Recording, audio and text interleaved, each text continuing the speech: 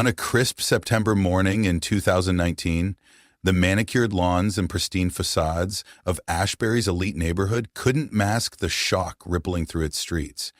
Inside a sprawling Georgian mansion, surrounded by leather-bound books and the trappings of wealth, Callum Westbrook lay motionless in his study.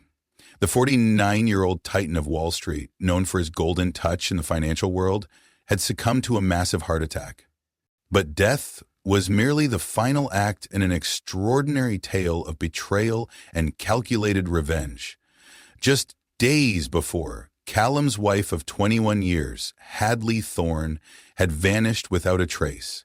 No forced entry, no signs of struggle, just an empty closet and a handwritten note by the coffee maker.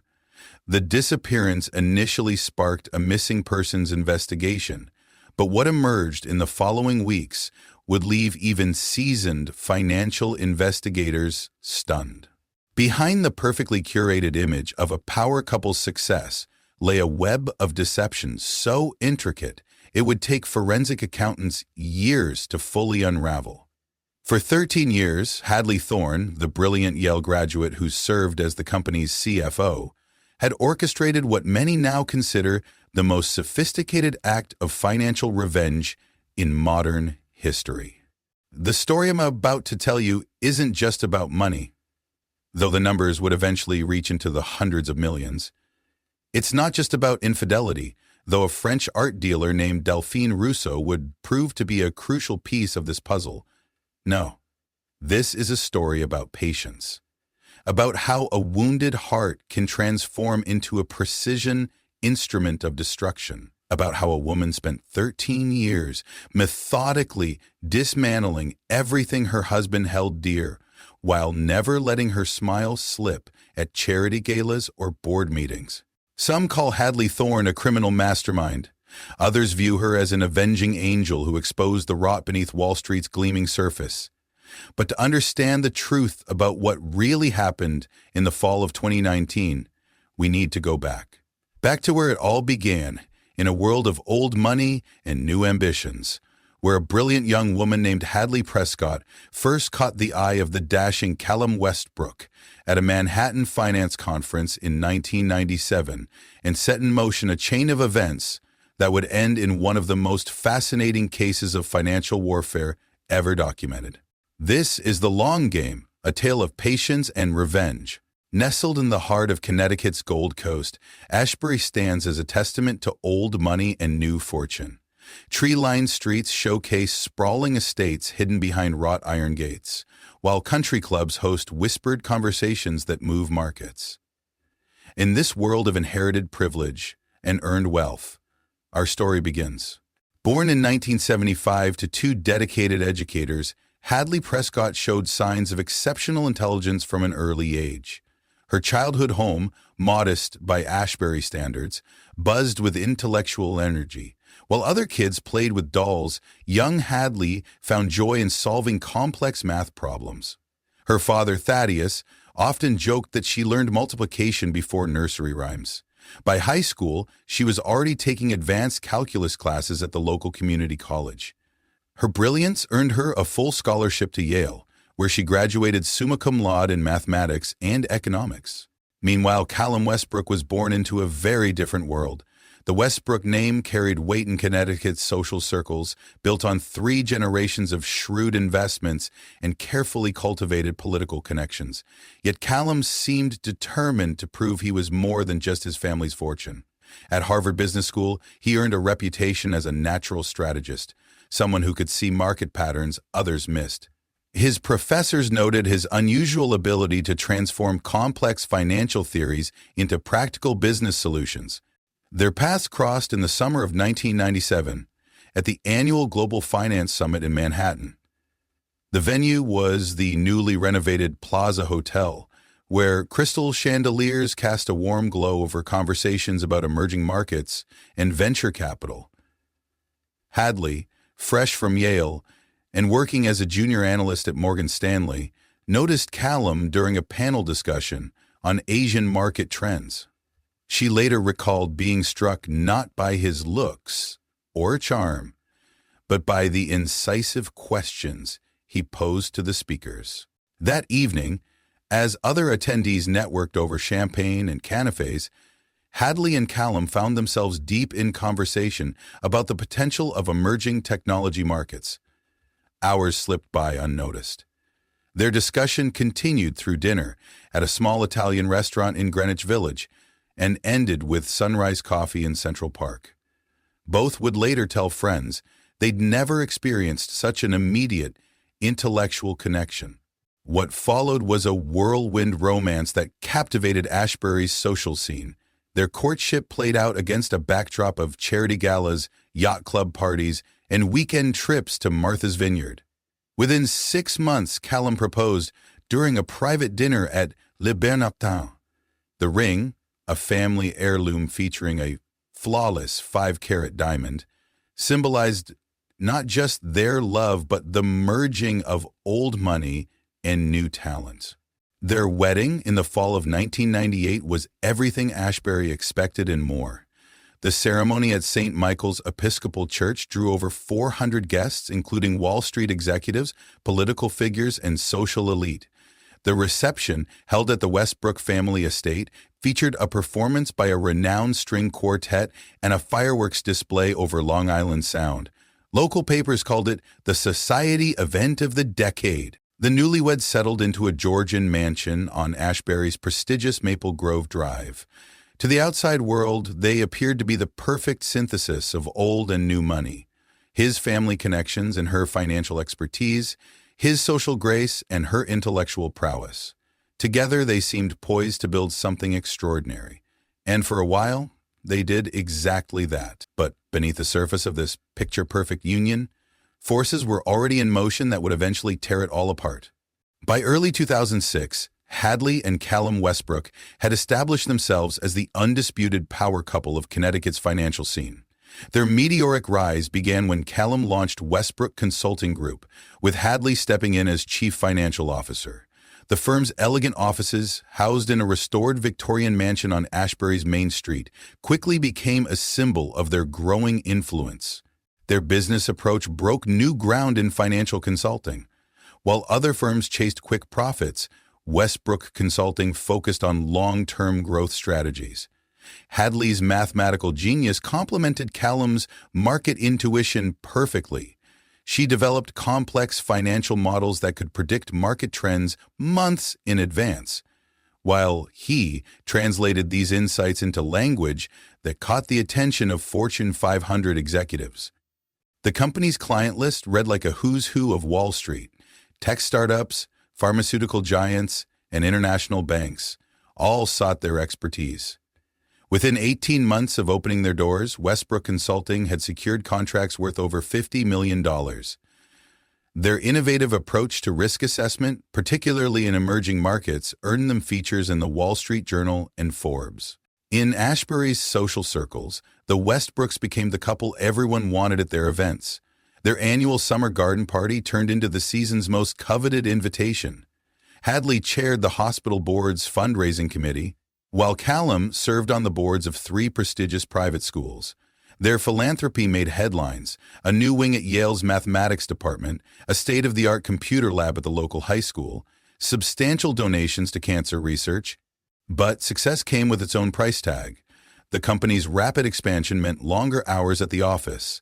Dinner conversations increasingly revolved around market strategies and client meetings. Their staff grew from 5 to 50 within 2 years, occupying 3 floors of their building. Each new success seemed to push them further into their respective roles: Callum as the charismatic frontman, Hadley as the brilliant strategist working behind the scenes. The first hairline cracks in their marriage appeared subtly. Hadley began noticing empty seats at their regular Thursday dinner dates. Callum's business trips to Europe grew more frequent, often extended at the last minute for urgent client meetings. Their shared morning walks through the estate's gardens became increasingly rare, replaced by quick exchanges about schedule conflicts and pending appointments. At charity events, they still played their parts perfectly. His hand resting lightly on her back as they circulated through crowds, her laugh at his well-practiced jokes echoing across ballrooms. But close friends noted something had shifted. The genuine warmth that had marked their early years together had cooled, replaced by a polished professionalism that felt more calculated than natural. In late 2007, Hadley hired Kingston Churchill as a senior financial analyst, citing the need for additional oversight as the company expanded. The move raised eyebrows among those who knew her reputation for maintaining tight control over the company's financial operations. Looking back, investigators would later identify this as the first concrete sign that Hadley suspected something was amiss in her perfect world. The Westbrooks still appeared on society pages, still closed major deals, still donated generously to local causes, but behind the gleaming surface of their success, a storm was brewing. Hadley, with her mathematician's eye for patterns, had begun to notice discrepancies, not just in their marriage, but in Callum's behavior. Small changes that others might miss caught her attention. New passwords on his phone, sudden meetings that couldn't be rescheduled, dinner reservations for two at restaurants they'd never visited together. Like the complex financial models she built, Hadley began to see a pattern emerging. But unlike her predictive algorithms, this was one equation she wasn't yet ready to solve. The truth, when it finally emerged, would prove far more devastating than even her analytical mind could have predicted. April 18, 2006 started like any other rainy Tuesday in Ashbury. The weather matched the mood of the elegant Georgian mansion on Maple Grove Drive, where raindrops tapped against leaded glass windows dating back to the 1920s. Inside, the house maintained its usual morning rhythm. Coffee brewing in the gourmet kitchen, newspapers neatly folded on the breakfast table, and Hadley Thorne preparing for another day at the office. But fate had other plans. Callum Westbrook, rushing to a breakfast meeting in Manhattan, left behind his laptop, a small oversight that would trigger an avalanche of consequences. The silver MacBook sat unopened on his desk until 2:47 p.m., when a notification sound broke the afternoon quiet. Hadley, working from home that day, glanced up from her financial reports. The preview window displayed words that would forever alter the course of her life.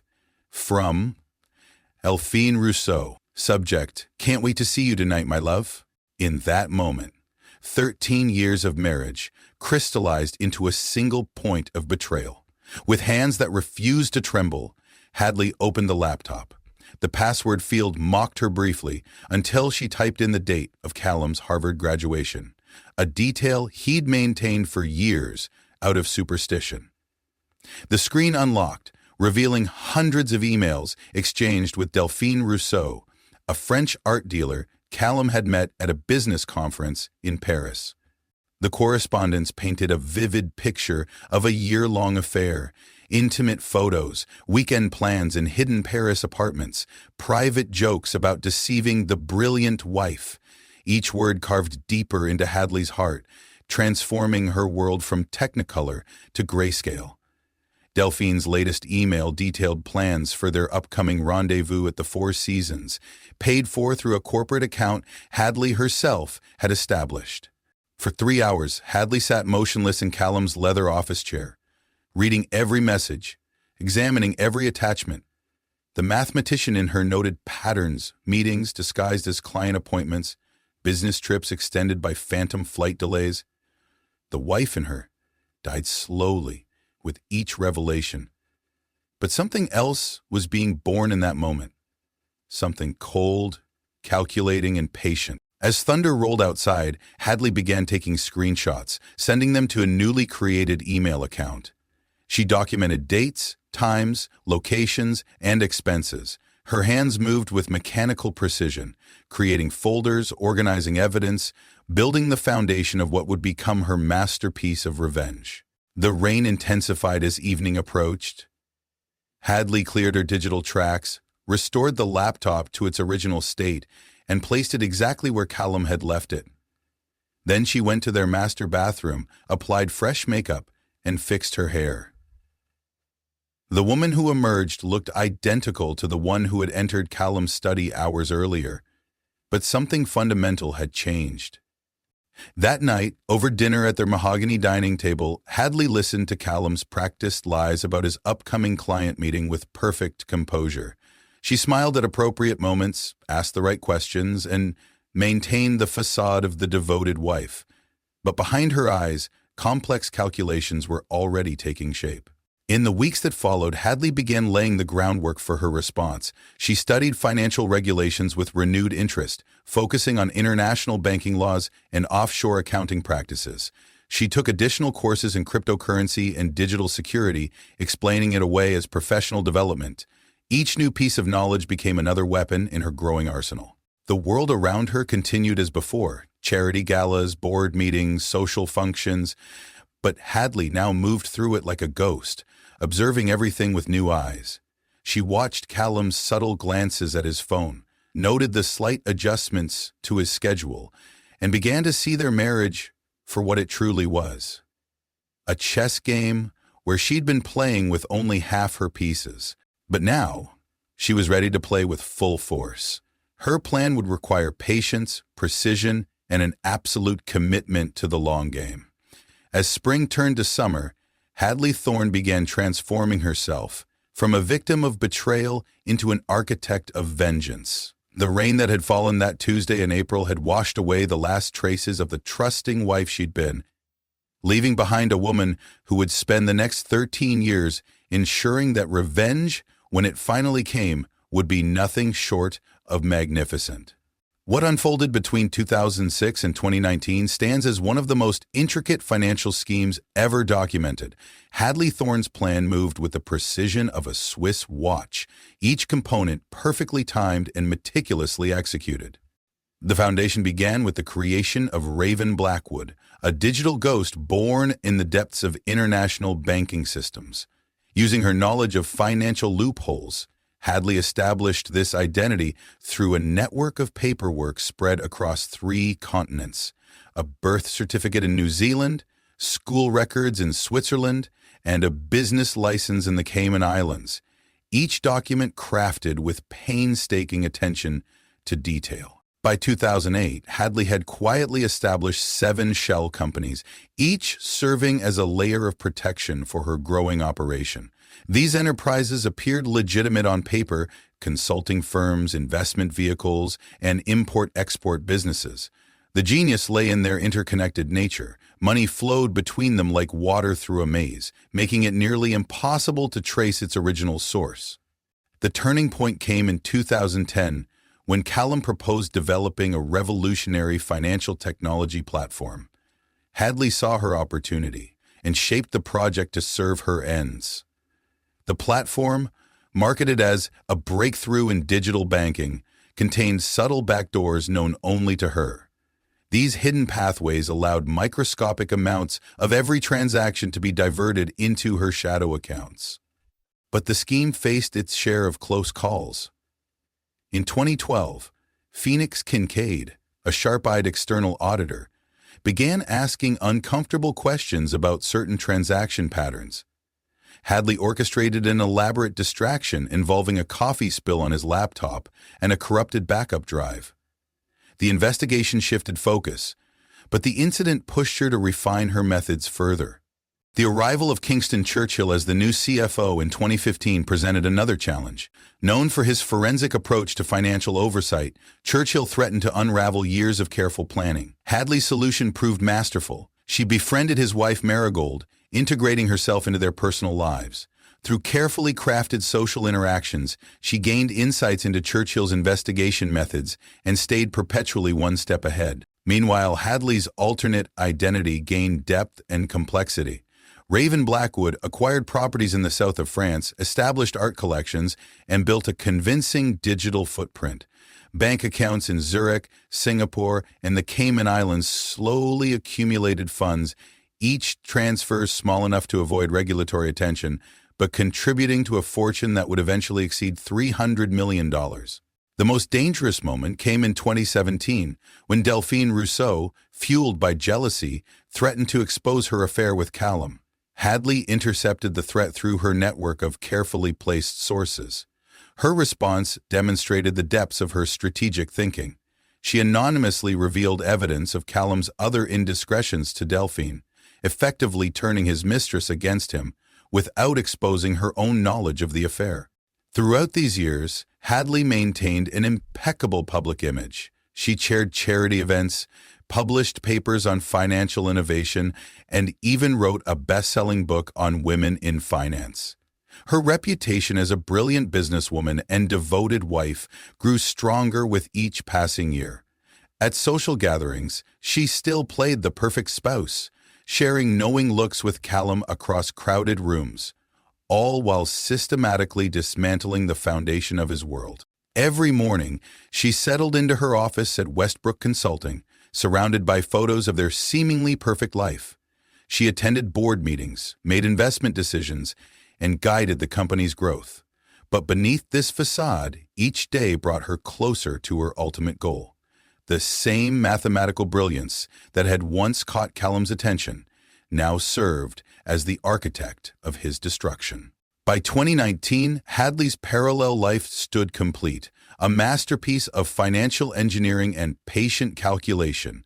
Raven Blackwood's identity awaited its inhabitant, backed by a fortune built cent by cent over 13 years of meticulous planning. The woman who had once wept over betrayal had transformed herself into something far more dangerous, a phantom of her own creation, ready to vanish into a life she had spent years preparing, leaving behind nothing but questions and the ruins of an empire built on lies. September 15, 2019 marked the culmination of 13 years of patient calculation. In the pre-dawn hours, Hadley Thorne moved through her mansion on Maple Grove Drive with practiced precision. Her preparations, refined over countless mental rehearsals, left no trace of her true intentions. She packed a single mid-range suitcase, nothing fancy enough to draw attention, nothing cheap enough to seem suspicious. The note she left by the coffee maker read simply, "I need some time to myself. Don't try to find me." These 11 words, carefully chosen and penned in her usual elegant handwriting, would be the last direct communication anyone would receive from Hadley Thorne. As dawn broke over Ashbury, security cameras captured her driving away in her Mercedes. The car would later be found at Hartford International Airport, parked in long-term storage. The initial response to her disappearance followed predictable patterns. Callum Westbrook, maintaining his role as the concerned husband, waited 24 hours before contacting the police. Detective Sterling Hawthorne led the initial investigation, treating it as a routine missing persons case. The first red flags appeared 3 days later when the detective's preliminary financial review revealed unusual patterns in the Westbrook Consulting Group's accounts. What began as a missing person investigation quickly evolved into something far more complex. Dakota Frosts, a forensic accountant brought in to examine the company's books, uncovered layers of financial manipulation so intricate they defied conventional analysis. The discovery of the first shell company led to another, then another, forming a web of financial deceit that stretched across continents. As autumn deepened, Callum Westbrook's composed facade began to crack. Security footage from the company offices showed him working increasingly erratic hours, his appearance deteriorating from the polished executive to a man haunted by unseen specters. In board meetings, he rambled about conspiracy theories, convinced that competitors had orchestrated his wife's disappearance to destroy the company. October brought the first major client withdrawals. The mounting evidence of financial irregularities spooked investors, triggering a cascade of account closures. Westbrook Consulting's stock price plummeted, wiping out billions in market value within weeks. Longtime employees described watching helplessly as their life's work crumbled around them. The pressure mounted as regulatory agencies launched their own investigations. Each new discovery seemed to implicate Callum more deeply in the financial maze his wife had constructed. His protests of innocence grew increasingly desperate as evidence mounted of his signatures on key documents authorizing suspicious transfers. On November 3, 2019, Callum scheduled a press conference to address the growing scandal. He never made it to the podium. At 7:15 a.m., his housekeeper found him slumped over his desk in the study. The official cause of death was listed as acute myocardial infarction, a massive heart attack brought on by extreme stress.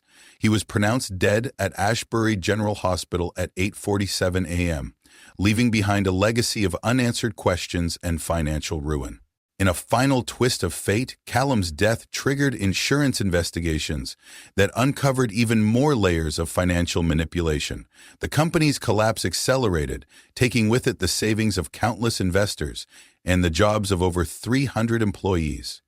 The very empire he had spent his life building became his lasting memorial, a cautionary tale of hubris and betrayal. Yet throughout the chaos, one question remained unanswered. Where was Hadley Thorne? Despite international search efforts and numerous reported sightings, she had vanished as completely as the millions missing from the company's accounts. The mathematical genius who had once crafted complex financial models had engineered her own disappearance with equal precision, leaving behind a puzzle that continues to baffle investigators to this day.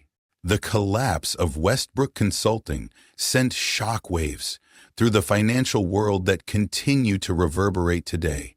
342 employees lost, not just their jobs, but their retirement savings, tied up in company stock that became worthless overnight.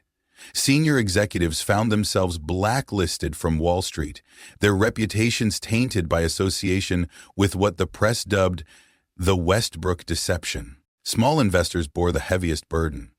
The Ashbury Community Credit Union lost $47 million in pension funds invested through Westbrook's platform.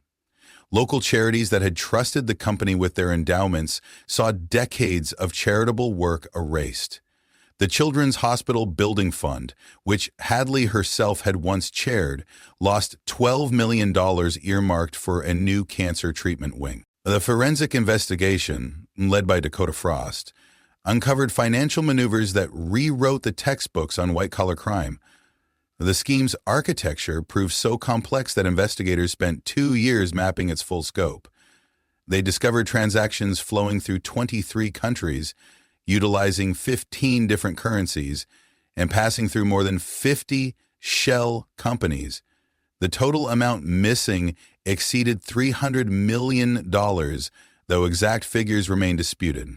The theories about Hadley Thorne's whereabouts range from plausible to fantastic. Private investigators tracked possible sightings from a yoga retreat in Bali to a small village in the French Alps. One witness claimed to have seen her boarding a yacht in Monaco. Another swore she was running a small bookshop in Buenos Aires.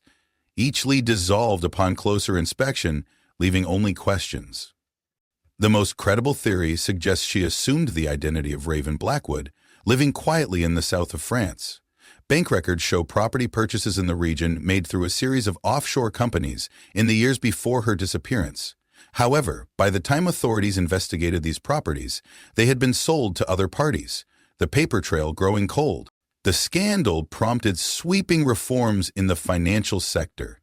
The Westbrook Act of 2021 imposed stricter regulations on financial technology platforms and enhanced monitoring of cross-border transactions. Audit requirements for private consulting firms doubled, with special attention paid to companies where spouses share executive positions.